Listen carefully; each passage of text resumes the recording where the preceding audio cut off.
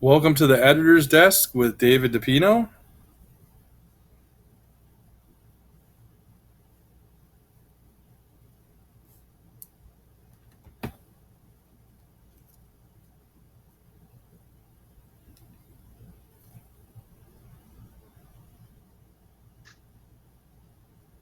Welcome to the editor's desk with David Pino.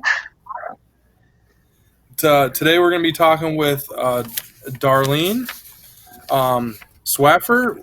She is running for Congress right here in our district where we actually do the show from, right here in southern Palm Beach County, and she's going to tell us a bit that little geographical area kind of spreads around. So without further ado, I want to welcome Darlene. How you doing this afternoon? I'm doing great, David. Thank you for having me.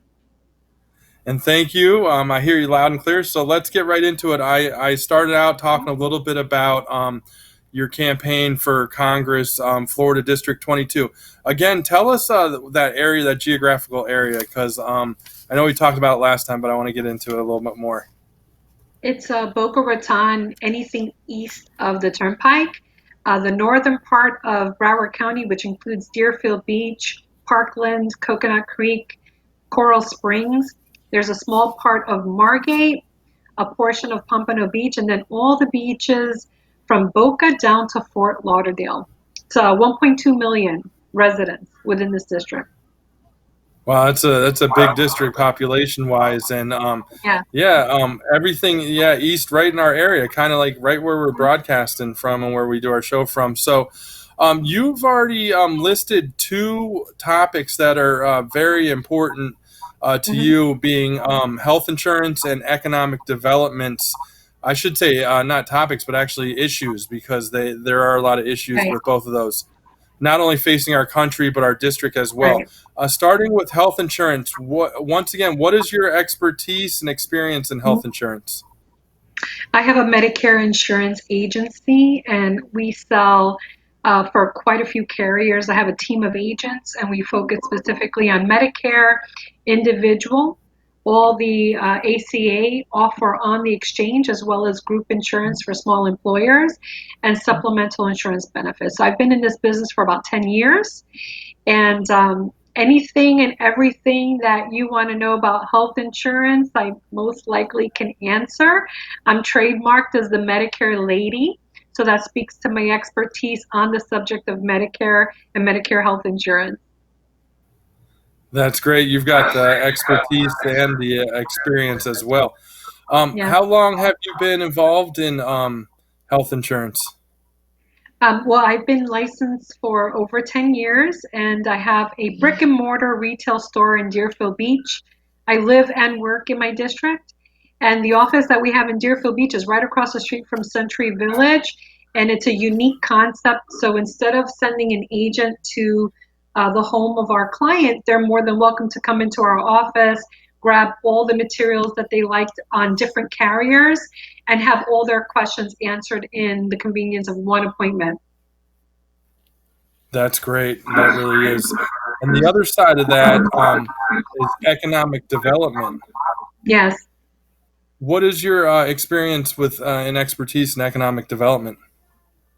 About 25 plus years ago, I was really heavily involved in the local business community with regards to serving on boards. And for 4 years, I served as the executive director for the Puerto Rican Chamber of Commerce when they had an initiative to bring their chamber from Dade County up to Broward County. And in that time, besides educating small businesses on how to do business with the government, whether they're city or county or state, and how to become a certified either Hispanic owned or veteran owned or woman owned business, we were involved in trade shows. We worked a lot with the Economic Development Board to attract companies that may wanted to do business in South Florida. So I had a huge takeaway from that experience, and I learned a lot of what they did in Miami, which they don't really do in Broward and Palm Beach. And I'm a South Florida resident for over 27 years, and there's a strategy to attract companies to either headquarter or have a satellite office here that I just don't see happening. And when you look at our economy, it's very tied to tourism and snowbirds in the retirement community. And like clockwork, from May through September, it just slows down significantly to the point where it's dead here, right? And what happens is that really affects small business owners and local businesses like hair salons, nail salons, movie theaters, local attractions, restaurants, hotels. A lot of companies that start a business may not make it through that downturn. And if you look at our economy compared to Miami, Miami is diversified. They have the entertainment industry, they have the modeling industry, they have huge international trade. They're the gateway. They've coined themselves as the gateway to trade with the Caribbean and Latin America, right? They have all the sporting events. They have a major international airport. They have a cruise port. They have so much going that you don't see that cyclical turn down the summer months like we do. But that's because they've planned and they're constantly attracting. And the way to attract companies is selling why this is an amazing place to do business. We don't have state taxes. We have a very diversified workforce, multilingual, highly educated workforce. We have a huge, commercial industry, property available for lease or purchase. Okay, we have an economic development board. We have a tourism board. We have the South Florida Business Journal, Gary Press, who's the publisher that knows the ins and outs and publishes the books of lists. We can have a team together for Broward and Palm Beach County to attract, the commercial developers, the recruiting firms, bring in the universities, bring in all the powers that be to create a proposal to attract major companies to do business here. And what the result would be, and I didn't want your whole segment to be on this, but I think it's a very strong talking point, and that is, if they come here, they're going to bring high paying jobs and year round residents. That is the ultimate goal. And that will create more stability in our workforce and promoting economic development and stability for Broward and Palm Beach. So that is a huge point on my agenda.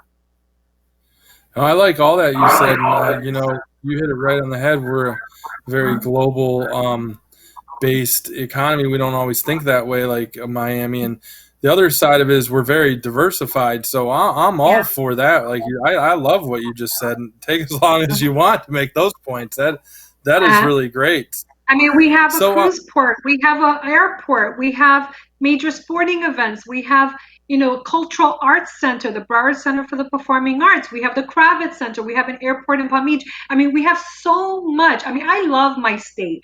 I love living in South Florida. I can easily sell it. I want the word to get out that we want companies to do business here and consider headquartering here. yeah, that would be great. I like that because I know we've had a touch of that in the past, especially in Boca Raton. I mean, they did well with IBM and Office Depot and others, but Yes. there's room for others. It's just going to build our Yeah, economy, like you said, make us absolutely. stronger people.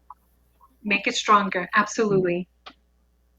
Well, as people are listening, I'm going to give out your info, but I definitely have more questions for you as well. It's swafferforcongress.com. It's SWAFFAR for FOR Congress.com. Am I saying your Yeah. last name right? I always ask you You that. are. You are. Okay, good. Tell me a little bit about, because we were talking about our diversified population. Tell me a little bit about your ancestry, where you're from as a person. Sure. I grew up in Brooklyn, grew up in the barrio, and moved down here about 27 years ago. My mom is originally from Puerto Rico, and I did some background into her lineage and traced our ancestry back to 1622, Palma de Mallorca, Spain. And then on my father's side, that was like really interesting. I didn't know much about my father because he died when I was a little girl. But I learned that my grandfathers on my father's side fought in the Revolutionary War the War of 1812, and the Civil War. And then when I went further back, I learned that my my ninth great grandfather is Josiah Franklin, which makes Benjamin Franklin my ninth great uncle. Really? Well, I had read that. I'd read that you said that in an article, and I'm really glad that you brought that up today because, I didn't have it in my questioning, but it was in my last questions last time we talked. But that is really neat. Like, that is such a trace back to all of as far back as we go in America from the start. Like, you're From the related to start. Benjamin Franklin and Yeah, I'm what his were you niece. saying? His father, right? Yeah, so for me, it's a legacy. It's about continuing all the work that our forefathers did to create liberty for this country. That is great. Again, we're here with Darlene Swafford. She's the Medicare lady, but more importantly, I mean, she's built a business already. So I'm going to say more importantly is that she's running for Congress District, Florida District 22, which is, our southern Palm Beach County into Broward County, east side, I'm going to call it, district.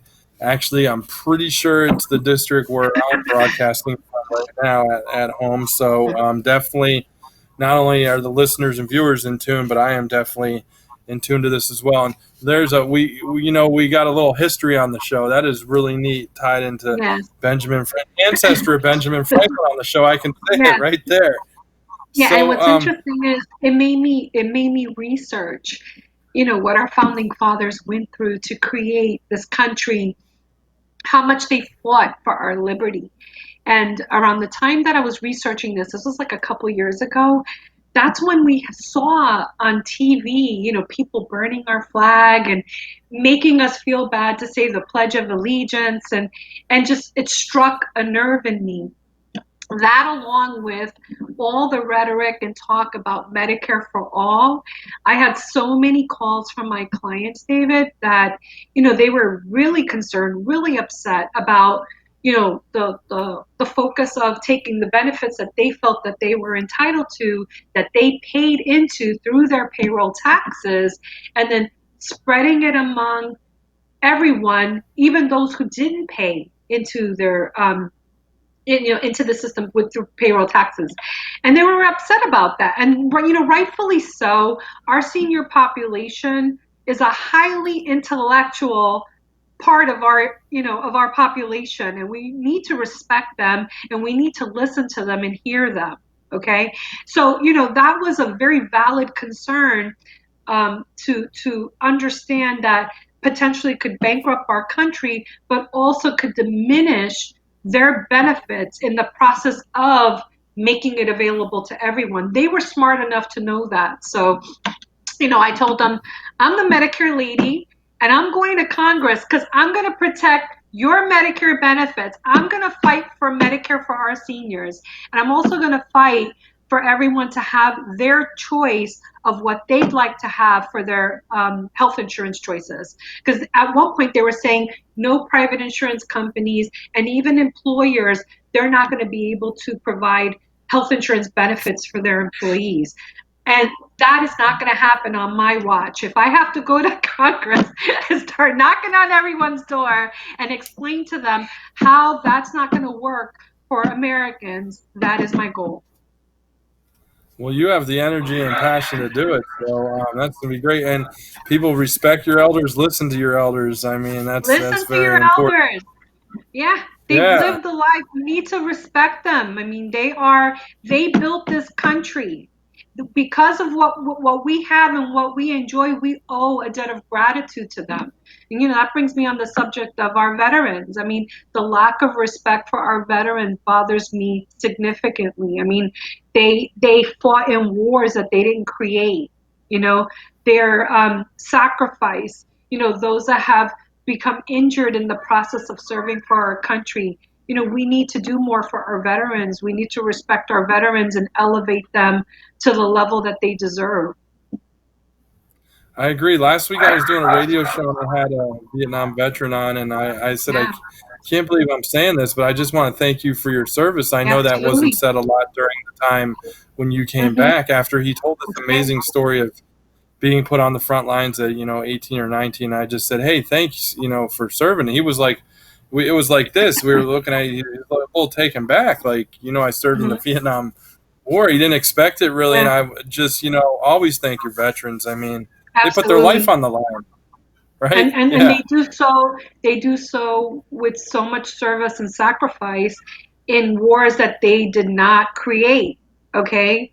And I'm for getting us out of all these endless wars. We need to focus more on, peace treaties and working with our allies and even mending bridges with our neighbors.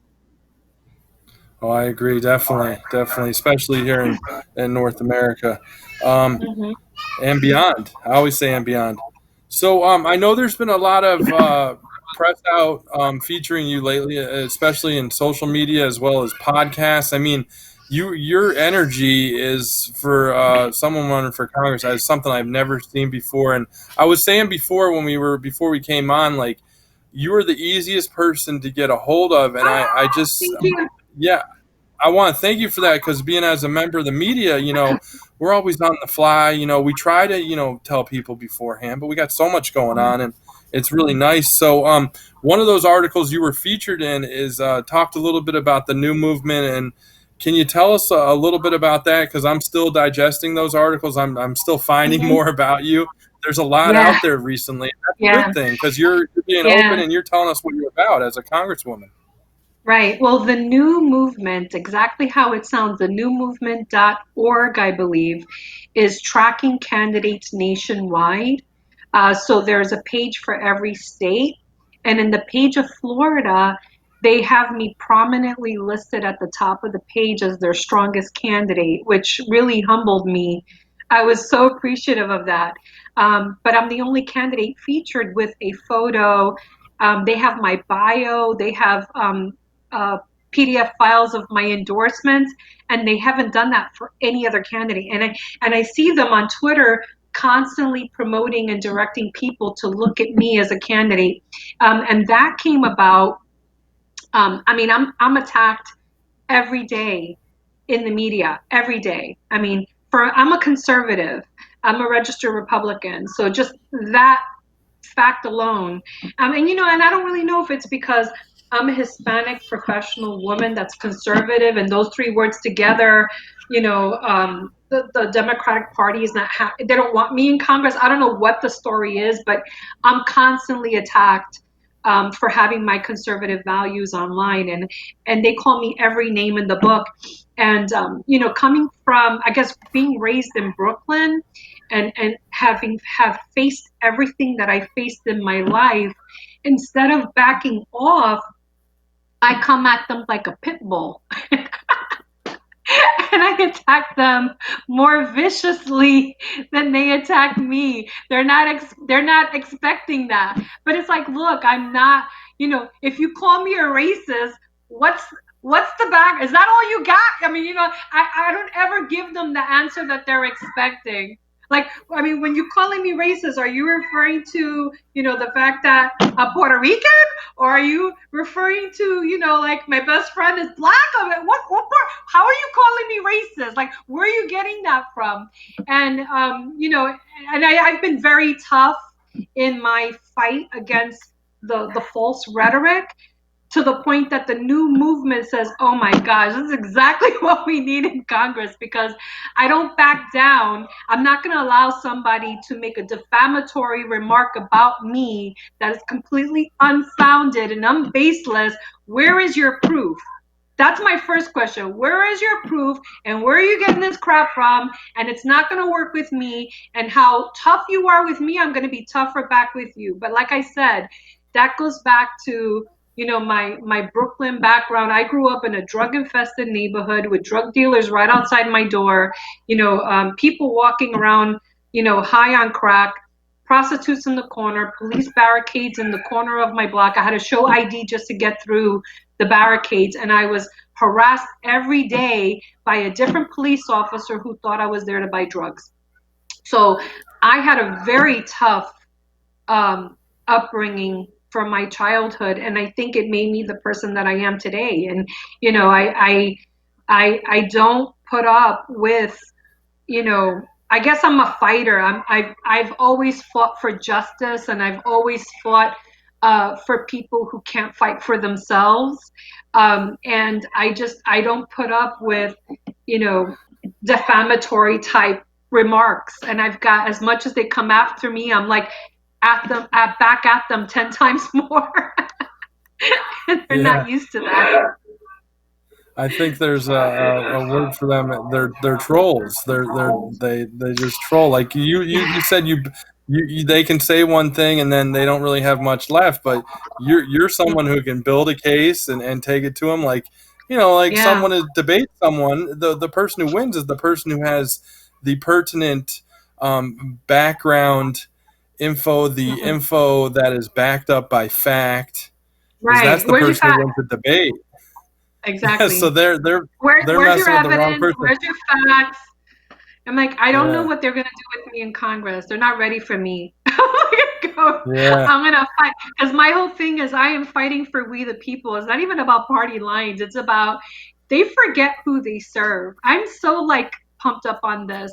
Our rights are inalienable. Okay, our rights are given to us by God. Our founding fathers had the wisdom to understand that. Our Constitution protects our rights. It doesn't supersede our rights. It's just there to protect our rights. And the government is there to enforce our rights. Again, not to supersede our rights. So our rights come first. And even with the coronavirus, I already wrote a letter to Ron DeSantis and I said, we are infringing on civil liberties of those that need to go back to work and save their jobs and save their businesses. We can't shelter the healthy to protect the very small, a decimal percentage of those that are ill. If you're ill, stay home, and everyone else carry on and go back to work. Because anytime that you start infringing on our civil liberties, that's when I'm going to speak up and I'm going to have something to say about that because I'm a constitutionalist. So me, I follow our Bill of Rights and our Constitution first. Now, I'm going to give out the info again because people can find out more about you. It's swafferforcongress.com. Again, it's SWAFFAR and then forcongress.com. There's a ton of info there as well. Or if you just put Darlene's name in the Google search, you'll find a lot of those articles, that I've been talking about, a lot of those podcasts, and her, her website's on there. She's on Twitter, Facebook, Instagram as well. Again, Swaffer for Congress. Just this time, you're going to put the number four. I should say Swaffer for Congress. So that'll work as well. So website, you do FOR, social media, you put the number 4. So there's a new update this week, and this kind of shows how you're definitely in it to win it. I mean, you've put all the chips in to say this week. I know there was some info on that you've made the deadline for the ballot for the GOP That's primary right. scheduled for August 18th. You sent the candidate Mhm. oath. And I was surprised at the filing fee. Wow, you are all in $10,400. You made that public. Yes, it's expensive to run for Congress. I can't even get over it myself, to be honest with you. I can't. Yeah, it is. I didn't know it was that much. I thought, you obviously when you get put on the ballot, then you raise money or maybe even beforehand. But with Right, people who support you and you get into different issues and kind of kind of build your platform there. But I was surprised right. 10,400. So thank you for sharing that with us because I never knew that. It's expensive, but the good news is that we did do some fundraising, and I was so blessed because I was getting donations from people from different parts of the country. Um, I mean, yesterday I got a donation for $2. I'm so grateful for the $2. We've got donations 50, 100, 250, 500, all across the board from different parts of the country. And enough people believed in us to get us on the ballot. And I'm just so grateful on that. But if you look locally for the different organizations that are here in South Florida that do support candidates, in a SWOT analysis, I'm considered the strongest in the primary for District 22. There's three other candidates that are running. But if you look at our strengths, our weaknesses, our opportunities and threats in a SWOT analysis, there is no other candidate that's coming close to my qualifications at this point. And Davida Gruber, who is an accomplished writer, had just written an article on Maga Media about my qualifications. She, and that was her question: do we even have anybody running with expertise on health insurance? And the answer is no. I'm the only candidate running, and I think throughout the whole state of Florida, for that matter, with this expertise. If you go into Congress, who in Congress has this expertise? I don't think anybody. There's no congressman serving in our House of Representatives or the Senate that has a background and expertise on health insurance. This is why they make, the claims that they do. They're making it based on lack of information. Is Elizabeth Warren, when she says do away with private insurance companies, Medicare for all, and if you were in the health insurance industry, it's okay, just transition and start selling auto insurance. Does she even understand that that's a different license? That's a 220 license. I have a 215 license. She has no idea. She's saying and pandering to whatever it would take for her to get a vote. That's it. That's all they care about. But they have nobody there questioning, well, wait a minute. When you say do away with private insurance companies, are you suggesting that now Medicare cover prescription drugs? Because you do realize that it's private insurance companies that cover the prescription drugs on Medicare. You do realize it's the private insurance companies through Medicare Advantage plans that cover the dental, the vision, the free transportation, the membership to the gyms, the hearing aids. Medicare doesn't cover that. So what are you proposing? They have no idea what they're talking about. So we need people in Congress that has this expertise. And now on that subject, on a SWOT analysis, what do you want to send to Congress? You want to send somebody that has accounting and finance, right? So they have some fiscal responsibility background. So we're not spending more than we take in. How many people in Congress have an accounting background? I have 3 years of accounting studies I did in high school, 2 years in college. I have 0 credit card debt in my personal life. My business was completely self-funded with no small business loan, no equity line of credit, and my business is debt-free because I'm a person that has accounting in my background, and I know that I don't spend more than I take in. You see? You want somebody who's going to know how to hire and manage a staff. I have 8 years of recruiting experience in my background. I can design a job description. I do behavioral based interviewing skills and can make sure that I hire a staff that everybody gets along with each other because I have experience in that. Right? You want somebody that's a small business owner or medium-sized business owner that can get their hands dirty, that is strategic focus, that is win-win in their strategy on everything that they do, and is a problem solver. Well, that's my background, right? That is, So what are yeah, you that looking is, for? What are you looking for? You're looking for somebody that actually has practical business skills, not another attorney. We have too many attorneys in Congress. They're always looking for loopholes. They over litigate, they over analyze, and this is why we're in the position we are right now. Everything's a stalemate. 350 bills that passed the House that's sitting on the Senate because the Senate knows that those bills don't help everybody. You can't just be one-sided or partisan in the way that you're conducting business in the House. Okay? So that's the reason why in a SWOT analysis they said, I'm the strongest and I'm going to claim it and I'm going to run with it because I know it's true. that is, great for this area. As well, people should in this area should take that into account. Your background. So again, it's I was gonna say 4 minutes, but we only have 2 minutes. So it's swafferforcongress.com is the website. So you're gonna do FOR there, and then on social media it's Swaffer for Congress. So yeah, this has been a great talk. I think we learned a lot about you. As well as people can hopefully use this as a resource as they're researching their candidates. So I got about a minute left. I was wondering if there's anything else you'd like to add. I mean, we tackle a lot. I know. Well, I mean, it does take money to run a campaign. It's unfortunately the most difficult aspect of running for Congress. And if you want to send the strongest into the general election, I could really use your help with donations because the majority of the public isn't involved in politics, and we need to reach those individuals so that we can share with them why I'm the strongest. And the whole focus really is serving we the people. I understand that I'm a registered Republican, but my goal is to serve we the people. And thank you so much for your time and inviting me on your show. How can people donate? It was on my questions. It was next. Actually, if they go to Just my on the website, website? they're going to see the donate button, Swaffer, SWAFFAR, Congress.com. So SwafferforCongress.com, there's a donate button.